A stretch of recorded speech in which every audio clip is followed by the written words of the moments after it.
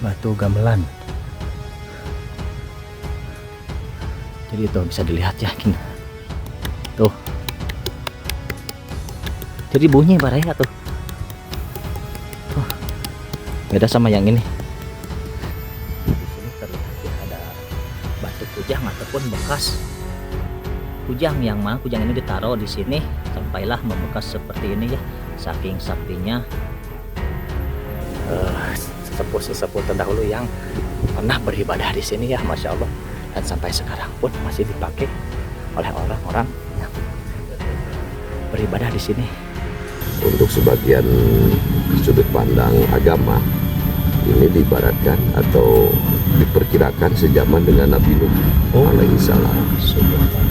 Karena salah satu penelitiannya bahwa ada salah satu bahan dari bahtera atau perahu kapal Nabi Nuh yang bahan kayunya berasal dari Nusantara. Assalamualaikum warahmatullahi wabarakatuh. Alhamdulillah baraya, kali ini saya sedang berada di Cianjur di situs Gunung Padang. Saya akan naiki ke atas ya, karena memang ini sudah puluhan ribu tahun sudah berdiri Gunung Padang ini ya. Banyak peninggalan-peninggalan sesepuh ataupun karuhun. Jadi ini tempat patilasannya ya. Bagaimana keadaan di sana dan sejarahnya seperti apa, mari kita ungkap riwayatnya. Baik, kita akan naik ke atas ya. Jadi ini banyak pengunjung-pengunjung dari berbagai tempat, bahkan ke luar negeri yang sudah datang ke sini ya. Terutama para ahli sejarah ya ataupun arkeolog. Jadi beliau para ahli sejarah meneliti situs Gunung Padang yang ada di Cianjur ini. Dan ini ada pintu masuk ya. Selamat datang situs Cagar Budaya Gunung Padang. Kita akan naik. Bismillahirrahmanirrahim. Assalamualaikum.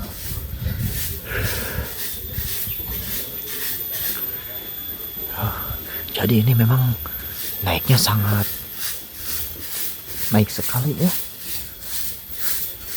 Punten Pak, langkung mana Pak? Hadiah pengintennya? Oh, terus habis kan dia? Oh, alhamdulillah. Dan di sini baraya ada air Ciwi Kauripan ya. Tuh, bisa dilihat ini sangat bening sekali, bisa dipakai minum langsung ataupun cuci muka ya, ataupun buat mandi. Luar biasa.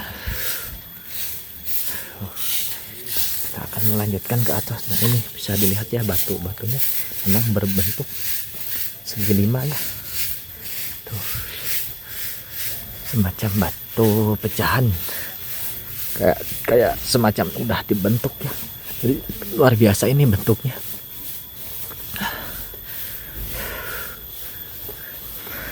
Nah jadi Gunung Padang ini dikelilingi oleh 4 gunung, yaitu Gunung Keramat, Gunung Karuhun, dan gunung-gunung yang lainnya ya.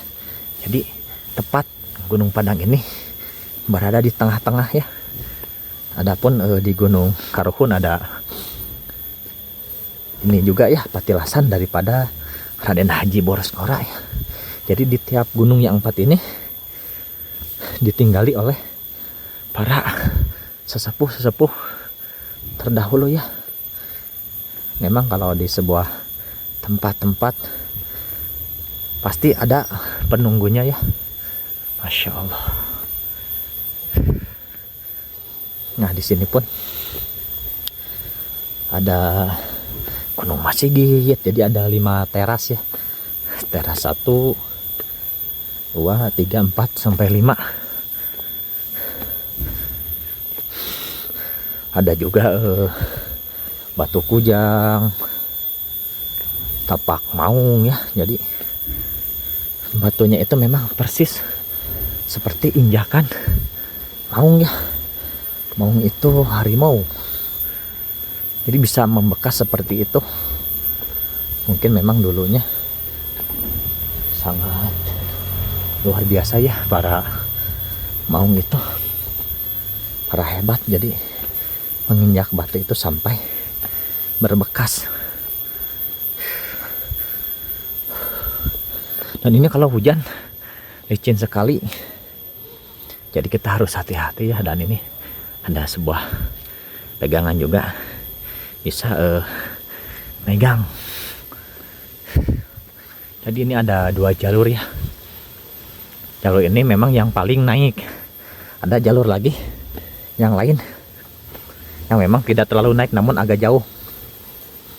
Ya buat para orang-orang yang sudah sepuh ya, yang udah tua, jadi jangan lewat jalur ini.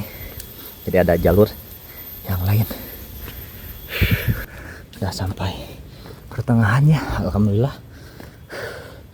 Sedikit demi sedikit tuh bisa dilihat ya, tadi saya berada di bawah tuh, luar biasa.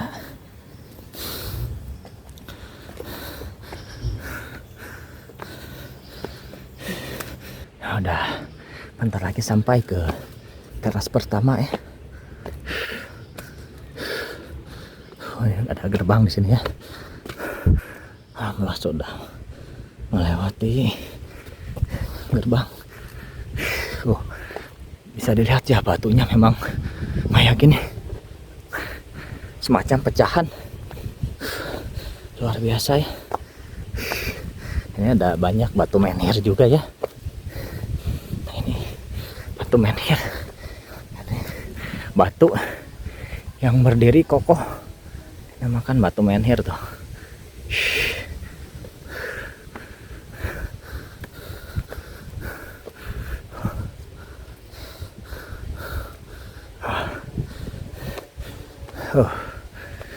Teras pertama nih.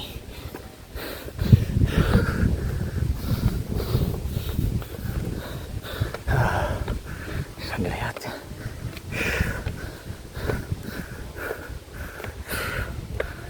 Alhamdulillah tuh berhasil. Seperti ini keadaan di teras 1 di Gunung Padang. Teras 1 ini Pak ya? Gunung Masigit sebelah mana Pak? Nah iya. Mana ayah pohonnya tanya. Oh jadi itu ya, Gunung Masigit yang ada pohonnya, namun kita akan melihat dulu ke sini.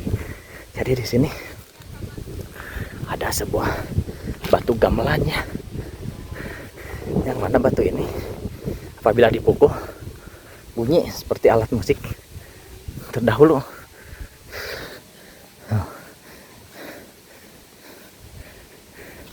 Bisa dilihat, batu gamelan. Jadi itu bisa dilihat ya, tuh. Jadi bunyi baraya tuh. Tuh. Beda sama yang ini.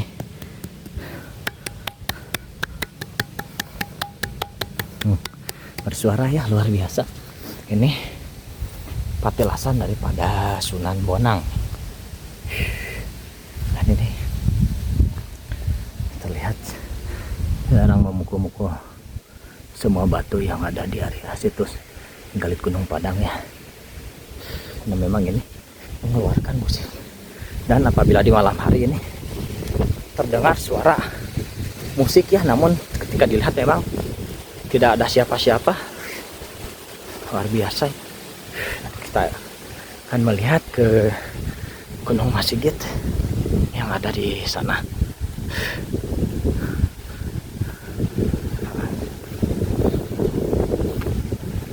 Nah, jadi kita akan ke Gunung Masigit ya.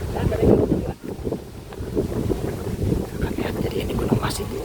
Yang mana Gunung Masigit ini tempat daripada sesepuh terdahulu yang beribadah ya. Jadi beribadahnya di sini, makanya ini dinamai Gunung Masigit. Dan ini pernah di tempat duduknya daripada presiden terdahulu. Masya Allah.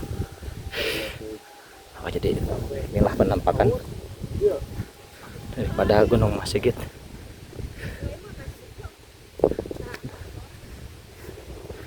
akan melihat lagi ya. Di sana ada pohon kemenyan. Jadi memang bau wangi ya. Kita akan naik.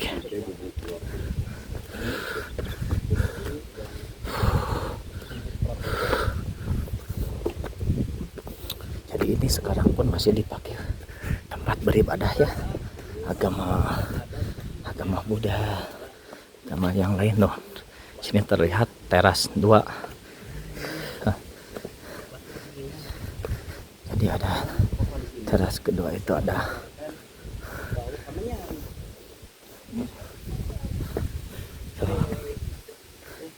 bisa dilihat Kemenyan ya, sudah berada di Sterek Benzon ya. teras ketiga, yaitu pohon kemenyan. Nah, jadi kita harus buka alas kaki ya. Nah, jadi ini daripada sesepuh-sesepuh terdahulu yang pernah beribadah di sini ya, masya Allah, dan sampai sekarang pun masih dipakai oleh orang-orang yang beribadah di sini. Insya Allah, jadi ini tidak boleh memakai alas kaki. Kuncinya si Abah. Nah, Bahagianya sehat. Alhamdulillah. Mantap. tempatnya ya. Alhamdulillah, kali ini saya ditemani oleh Ki Demang Gunung Halu. Pertama kali ke Gunung Padang, Ki Demang. Ya, pertama kali. Alhamdulillah. Alhamdulillah. Apa yang dirasakan Ki Demang ketika berkunjung ke Gunung Padang ini, Ki Demang? Luar biasa, pokoknya mah luar biasa. Ya Allah. Jadi semacam ini, Gunung Padang itu ibaratkan parabola penangkap sinyal yang dahsyat. Jadi cekung posisinya, cekung, karena di sebelah kiri, kanan, depan, belakang itu gunung-gunung semua. Jadi secara medan energi itu atau frekuensi di sini memancarkan medan frekuensi energi yang luar biasa. Ini bukan secara mistis ya, tapi secara ilmiah juga kita bisa pahami cekungan ini. Nah, secara ketika saya pertama kali ke sini melihat kondisi ini bagaikan tempat ibadah, altar-altar yang mungkin para leluhur kita sebelum datangnya Islam secara jiwa spiritualnya sudah luar biasa tinggi sehingga merindukan Tuhannya. Akhirnya dibangunlah sebuah tempat ibadah dan divisualisasikan gambaran Gunung Gede di belakang itu langsung menghadap pas Gunung Gede, menggambarkan bahwa Tuhan yang disembahnya itu sesuatu yang besar, bukan menyembah Gunung Gede seperti halnya orang Islam saat ini sholat menghadap Ka'bah, bukan berarti menyembah Ka'bah. Luar biasa itu ya. Dan di sini ada beberapa versi kan. Saya pernah mendapat info dari salah satu kesepuhan bahwa di balik terciptanya dan usia di Gunung Padang tersebut itu menjamani era zaman Nabi Nuh alaihissalam kan. Itu bagaimana Akang bisa lebih menginformasikan dan menafsirkan dari pendapat tersebut? Ya, mungkin kalau masalah penelitian pasti berbagai sudut pandang dan latar belakang pendidikan.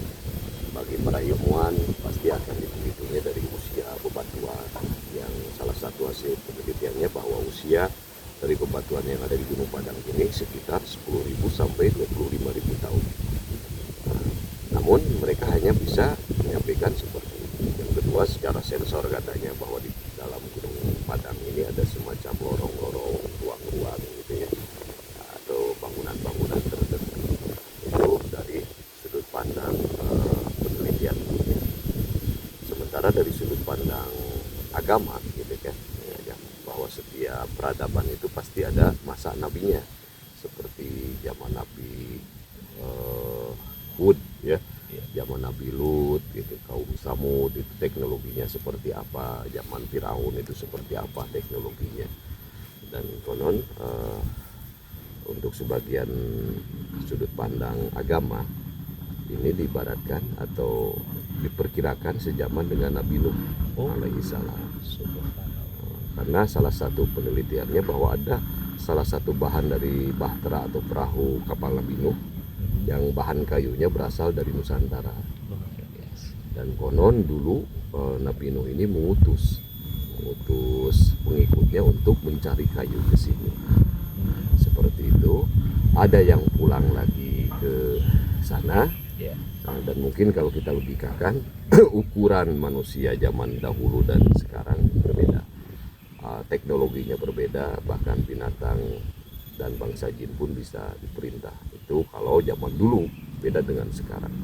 Jadi mungkin kalau kita ingin memahami suasana keadaan zaman dulu, ya lepaskan dulu logika sekarang. Kalau dari sudut pandang spiritual atau agama itu, nah, seperti itu dah. Ada sebagian pengikut yang mungkin lupa balik lagi ketika mencari kayu dan kena bahtera. Ada juga yang sebagian lari ke sini sebagai tempat perlindungan di sini. Makanya sebagian ahli yang memakai sensor katanya ada semacam lorong-lorong, mungkin itu tempat bersembunyinya para pengikut Nabi Nuh dari bahtera, dari banjir bandang. Soalan dunia ya. Dan mungkin selang waktu panjang ribuan tahun itu ada pergeseran. Bisa jadi zaman dahulu ini posisinya di atas, dalam bentuk bangunan yang tersusun rapi. Karena terjadinya pergeseran bumi, seperti halnya Cianjur yang sering gempa, akhirnya bangunan yang tadinya tersusun rapi ambruk. Nah, makanya terlihat sangat berserakan begini. Betul. Ini kalau logikanya beribu-ribu tahun sering terjadi gempa yang besar, akhirnya bangunan yang kuat pun Jadi bisa dianalogikan bahwa batu-batuan seperti ini dulunya adalah sebuah bangunan yang memang hancur ya, sehingga berkeping-keping dan tersimpan di arah-arah yang memang tidak teratur seperti itu. Seperti halnya di bawah itu kan, terlihat susunannya simetris, segi empat dengan ada banyak lah ya susunan-susunan. Mungkin kalau digambarkan dulu bangunannya rapi, gitu. Rapi, terstruktur, gitu. Nah, karena mungkin tadi itu pergeseran bumi yang tadinya ini tempat tinggi, bergeser ambruk, makin turun, akhirnya bangunan-bangunan yang tadinya berbentuk roboh gitu ya.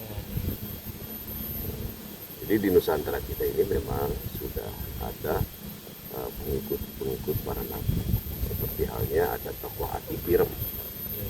Nah, di zaman Aki Pirem, sosok yang sangat dimuliakan saat itu adalah Brahma, dan itu merujuk kepada sosok Nabi Ibrahim. Kalau di Gunung Padang lebih ke arah Nabi Nuh. Makanya ketika Islam masuk ke Tatar Pasundan itu seperti klop, karena memang sebelumnya diprediksi bahwa agama atau kepercayaan bangsa kita, khususnya di tanah Pasundan, itu sudah memeluk agama Samawi. Gitu. Makanya nyambung langsung.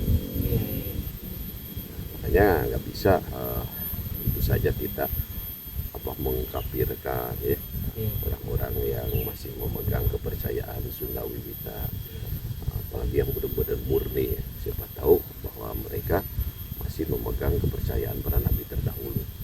Disitulah kita perlu bijaksana dalam memandang sesuatu gitu ya, sahabat dari riwayat. Alhamdulillah ya. Dan juga yang terakhir, baik, kita akan melihat daripada situs Batu Kujang ya.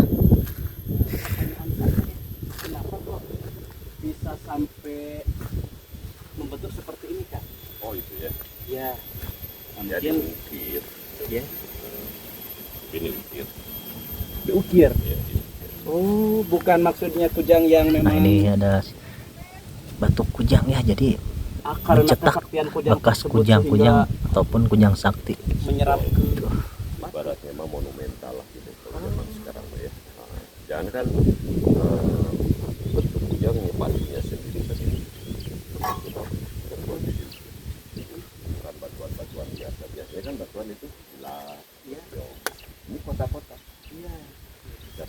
ini adalah cipta karya.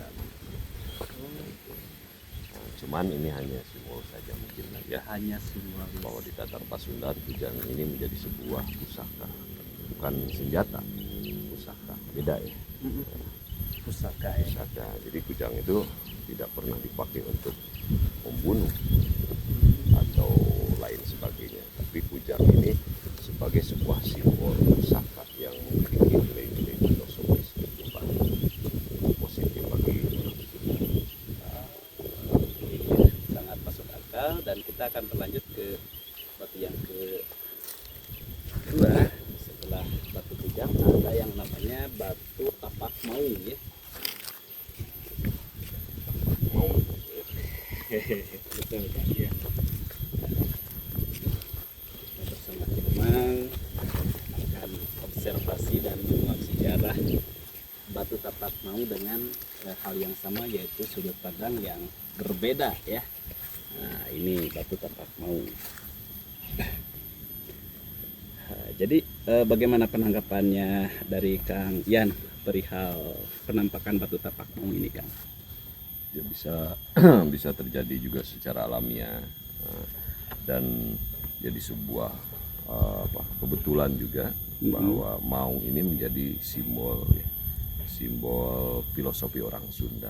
Maung itu dia berjalan tanpa berkelompok sendiri, ya, manusia unggul gitu maung itu, dan keberaniannya juga luar biasa. Jadi tidak main keroyokan, harus ya orang Sunda itu seperti itu silokanya ya. Tadi ada pusaka, makanya saya di dongeng ada nanti kujang pusaka. Iya. Terus ada cerita sancang, si colat, itu kan gambaran maung juga. Iya, Nah, mengajarkan kemandirian, mengajarkan sifat berani dan menjadi raja di hutan gitu. Itu harusnya sifat-sifat yang diteladani oleh orang Sunda. Bukan beraninya keroyokan gitu ya.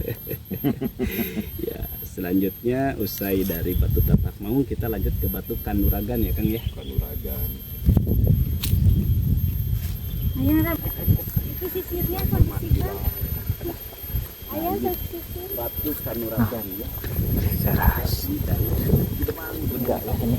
informasi yang saya dapatkan bahwa di batu kanuragan ini bukan maksudnya ketika orang sakti datang ke sini langsung ilmunya itu tidak aktif, tapi bukan tidak ada, melainkan tidak berlaku ketika di hadapan batu kanuragan tersebut. Nah, kita akan melakukan wawancara bersama Kidemang seperti apa pandangan beliau perihal batu kanuragan tersebut. Wallahu a'lam. Wallahu Cuman seperti halnya sekarang fungsi vaksin kan menetralkan gitu ya. Atau ada obat-obat ya, obat-obat zaman dulu juga kan, bahwa setiap manusia itu ada energi positif dan energi negatif ya. Dan ketika seseorang melakukan perbuatan-perbuatan yang jelek, baik terhadap diri sendiri, keluarga, terhadap alam, otomatis di dalam dirinya itu terpancar energi negatif. Dan mungkin karena dulunya di sini adalah tempat beribadah, tempat yang disucikan, ketika orang datang ke sini itu adalah dengan tujuan untuk membersihkan diri, menetralkan diri dari sifat-sifat yang jelek di dalam dirinya. Lebih logisnya ke situ. Karena kalau masalah kesaktian kan sebenarnya mah nggak masuk dalam manfaat di masyarakat. Ya, betul. Tapi yang dibutuhkan di dalam masyarakat adalah spirit jiwa, kejujuran, sifat berani ya, menolong sesama. Sebaliknya dari sifat-sifat positif atau baik tersebut adalah negatif, yaitu membuat madorot dimanapun dia berada. Lisannya tidak bisa terjaga kan, perbuatannya, syahwatnya, nafsunya, akhirnya terjadilah kerusakan. Dan di sini karena kalau zaman sekarang masjid lah gitu ya, di mana masjid ini adalah salah satu tempat untuk tazkiyah, mensucikan jiwa. Nah, di sini pun ini simbolnya adalah siapapun yang datang ke sini diharapkan bahwa dia datang membawa sifat jelek dan pulang dia membawa sifat baik, dinetralkan di sini. Nah, itu lebih logis lah gitu. Karena Logis dan filosofi orang cerdas ya. Sunda itu seperti itu. Kalau kesaktian kan nggak bisa dipakai. Iya betul. Kalau ada orang sakti zaman dulu terbang kan masa tiap hari terbang kan gitu. Sementara yang lain nggak bisa gitu. Luar biasa ya. Jadi memang logis dan memang cerdas menurut saya perihal arti daripada kanuragan di sini di mana yang bisa menetralkan. Ya. Dan selanjutnya di teras terakhir yaitu teras kelima kita sambil berjalan ya. Luar biasa ya. Ada petilasan dari Eyang Gagak Lumayung yang dimana lakon tersebut tertuju kepada petilasan dari Raden Kian Santang. Ini kita berada di teras terakhir. Jadi seperti apa pandangan dari Kidemah melihat di sini ada 4 petilasan ya Kang, dan informasi dari beberapa kesepuhan yaitu petilasan Eyang Gagak Lumayung, petilasan Sunan Romo, dan petilasan Sunan Amdu. Sebenarnya kalau petilasan itu kan tadi ya, siapapun yang pernah berkunjung ke sini, bahkan di bawah ada petilasan SBY kan. Iya betul. Dan SBY pernah berkunjung ke sini. Menggambarkan bahwa tokoh-tokoh besar di zaman dahulu pun datang ke sini. Datang ke sini dengan tujuan-tujuan yang mungkin sesuai sudut pandang beliau. Apakah itu untuk menyerap energi positif di sini atau untuk bertapa, bertirakat, membersihkan diri seperti tadi. Mungkin ada yang mungkin tempatnya di sini kayak di Penguragan. Iya. Tempat tirakatnya Pangersa Angnu. Nah, itu kan beda. Jadi cerita di sini Angnu pernah tirakat. Nah, begitupun di sini gitu. Wah, tokoh-tokoh besar zaman dahulu yang disucikan termasuk tadi ya petilasan yang Gagak Lumayung pernah juga bersemedi mungkin tirakat di sini. Akhirnya tempatnya dikenal. Nah, coba kalau orang biasa yang bertapaknya di sini kan banyak juga selain beliau gitu. Cuman karena beliau orang besar dikenal gitu, dikenang lah di sini dulu pernah singgahnya, pernah duduknya, pernah bertirakatnya ya, seperti itu. Kalau menurut versi saya nih Kang ya, ini hanya sebagian dari riset yang saya lakukan. Bisa masuk atau tidak mungkin ya, karena kan suku Sunda itu tidak jauh dari Siloka ya. Adanya petilasan seperti ini adalah sebuah siloka menurut pandangan pribadi bahwa kita itu harus menghormati orang tua. Maka diadakanlah petilasan Sunan Ambu, Sunan Romo. Mungkin itu adalah sebuah pesan karuhun terdahulu untuk generasi selanjutnya bahwa kita itu harus bisa lebih menghormati orang tua. Mungkin analoginya masuk juga seperti itu ya Kang ya. Ada petilasan Sri Pohaci juga kan. Iya ya. Jadi kalau Sri Pohaci itu kan untuk kalangan kepercayaan orang Sunda bukan sosok manusia Oh, seperti tapi sosok makhluk semacam malaikat sekarang atau hodam, Iya. tapi derajat makhluk yang suci seperti malaikatnya gitu. Kalau dalam Islam kan kepercayaannya setiap tetes air hujan itu dijaga oleh malaikat. Zaman dulu pun orang-orang Sunda itu mempercayai makhluk suci, salah satunya seperti beliau Sunan Ambu atau Sri Pohaci. Ibaratnya masuk susunan malaikatnya atau makhluk-makhluk sucinya. luar biasa. Logikanya masuk dan mungkin jawaban yang memang cerdas sekali perihal itu sebuah kehidupan di akhir zaman. Dan kita akan masuk ke kesimpulan bahwa ketika kita napak tilas nyuk-curug jalur dimulai dari teras pertama 2, 3 sampai terakhir ada yang namanya Batu Masigit, ada pohon Kimenyan, ada petilasan Eyang Gagak Lumayung, ada juga yang namanya Batu Kujang dan juga Batu Tapak Maung sebagai petilasan Kangjeng Prabu Siliwangi.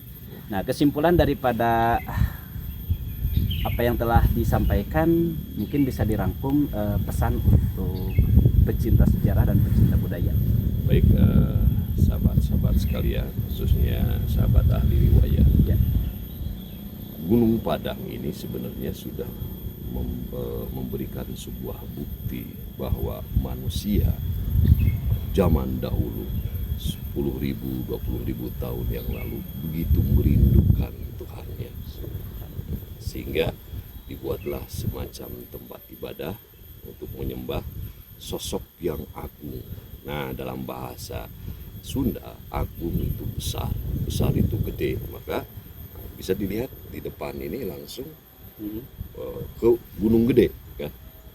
Ya, Iya, betul. itu visualisasinya orang-orang tua dahulu, meskipun belum mengenal pendidikan, belum mengenal agama, tapi begitu tinggi nilai spiritualitasnya.